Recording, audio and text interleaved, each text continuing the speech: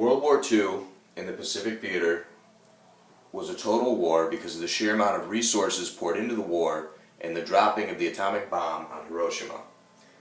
Right now we're just going to kind of explore how that all happened, tactics-wise, and just look at the nuts and bolts of the Pacific Theater.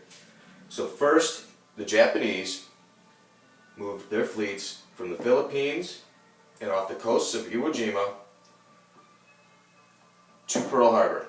Now, just looking at just the sheer bulk of the forces in Pearl Harbor, they had 8 battleships, 8 other larger ships, and 5 submarines.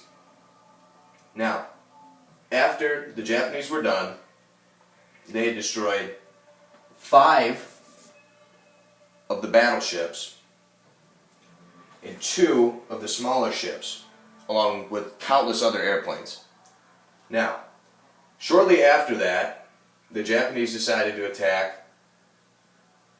Basically, they took their defensive perimeter that they had already set up and they moved down into Midway. Now, at the islands of Midway, the United States was able to take some of their leftover battleships and repaired them and met the forces in Midway. Now, through various methods, they were able to defeat them in Midway, using humongous amounts of resources to take 2 of the battleships that were destroyed at Pearl Harbor, repair them, and move them to Midway. Now, after defeating the troops at Midway, the United States was able to take a more proactive plan to attack. So they sent troops and battleships into the Philippines and fought several battles there. After defeating the Japanese there and at Midway, they were able to take a combined group of British forces as well, allied at Ceylon, move through the Philippines and use a 3-pronged attack to take Iwo Jima.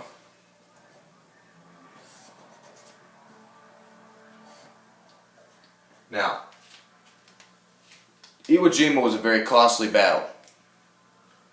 The sheer resources that they had built up, a lot of them were expended in Iwo Jima. Now, once Iwo Jima was taken, however, they were within bombing range. Now, in the island of Iwo Jima, they were able to send daily, costly, effective bombing raids into Tokyo. Now, these attacks demonstrate a total war because they were targeting industrial centers, civilians, anything that they could basically hit. Anything that would cost Japan anything.